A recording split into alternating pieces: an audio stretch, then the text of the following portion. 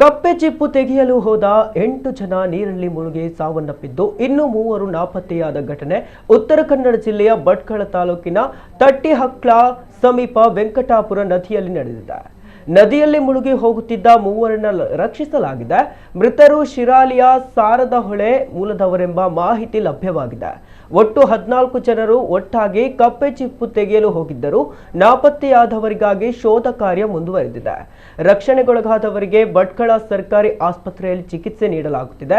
ಸ್ಥಳದಲ್ಲಿ ಆತಂಕದ ವಾತಾವರಣ ಏರ್ಪಟ್ಟಿದೆ. ಭಟ್ಕಳ ಗ್ರಾಮೀಣ ಠಾಣೆಯ ಪೊಲೀಸರು ಸ್ಥಳಕ್ಕೆ ದೌಡಾಯಿಸಿದ್ದಾರೆ.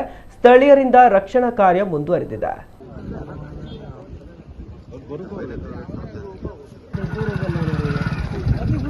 ಯಾರ್ಯಾರು ಹೋಗಾರ ಒಂದು ಕಲ್ಟ್ ಮಾಹಿತಿ ಇಲ್ಲ ಅಲ್ಲಿಗೆ